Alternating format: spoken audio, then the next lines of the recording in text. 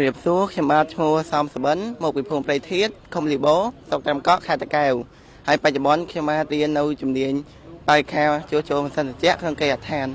បាទដោយសារតែជំនាញនេះទី1គឺទីផ្សារចាប់ផ្ដើមអភិវឌ្ឍច្រើនហើយមាននៅអគារសាងសង់ហើយទី2គឺអាចជួយដល់សេដ្ឋកិច្ច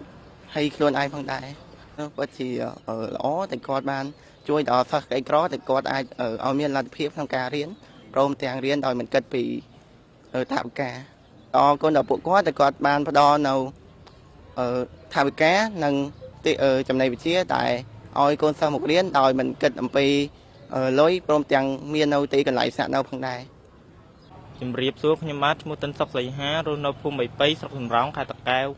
រាល់ថ្ងៃនេះខ្ញុំបាទរៀនជំនាញបរិស្ថានម៉ាស៊ីនត្រជាក់ជំនាញមួយនេះអាចឲ្យយើងរកថវិកាបានងាយរៀនឆាប់ចេះនិងងាយស្រួលលោកគ្រូមានការយកចិត្តទុកដាក់ហើយបង្រៀនបានដិតដល់ល្អបាទថ្លែងអំណរគុណដល់រាជរដ្ឋាភិបាលអរគុណទៅដល់ប្រាក់ឧបត្ថម្ភជាមួយនឹងរបស់របរប្រើប្រាស់សពថ្ងៃចាសម្រាប់នៅភូមិភាគតេជោសែនតកែវយើងនេះយើងមានវគ្គជាច្រើនដែលមានដូចជាវគ្គ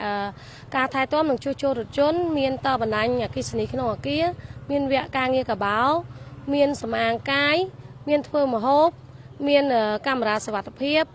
មានបរិក្ខារត្រជាក់ហើយនឹងមានវគ្គផ្សេងជាច្រើនទៀត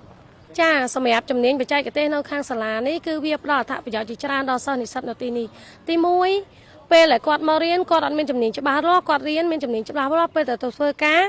ទទួលបានប្រាក់ខែច្រើនទី2អ្នកខ្លះទៀតដោយសារតែជំនាញគាត់មកគាត់រៀនបានរៀងតិចគាត់ចង់បើកកន្លែងរកការងារអញ្ចឹងបើករកស៊ីខ្លួនឯងអញ្ចឹងណាអញ្ចឹងគាត់មករៀនបន្ថែមហើយគាត់ទៅវិញគាត់បើកកន្លែងរកស៊ីមានសិស្សកូនសិស្ស 1.5 ជាច្រើនដែលគាត់ទៅបើករកស៊ីមានទាំងអគ្គិសនីមានទាំងម៉ាស៊ីនត្រជាក់មានទាំងរថយន្តហើយទី3បើសិនជាគាត់ធម្មតាទូទៅគាត់នៅផ្ទះតនេអត់ការងារធ្វើដែរគាត់មកព្រោះសាលាតនីឲ្យទាំងកន្លែងស្នាក់នៅរៀនអត់មានអស់លុយហើយរកការងារឲ្យបានធ្វើទៀតជាចុងក្រោយខ្ញុំសូមអំពាវនាវដល់បងប្អូនទាំងអស់គ្នាដែលមានកូនឬក៏មានប្អូនដែលអត់មានការងារធ្វើដែលគាត់មានជីវភាពក្រីក្រឬក៏គាត់ជីវភាពខ្វះខាតហើយគាត់ខ្វះនៅជំនាញគាត់អាចមកដាក់ពាក្យនៅរៀននៅវិទ្យាស្ថានបច្ចេកទេសភូមិភាគតេជោសែនតកែវយើងបានដោយមិនមានការបង់ប្រាក់ហើយមានកន្លែងស្នាក់នៅហើយអ្នកដែលគាត់មានបានសមត្ថភាពបានក្រ1ក្រ2ហើយនឹងបានរងហានិភ័យនឹងផ្ដល់ប្រាក់ឧបត្ថម្ភក្នុងមួយខែចំនួន 28,000 រៀល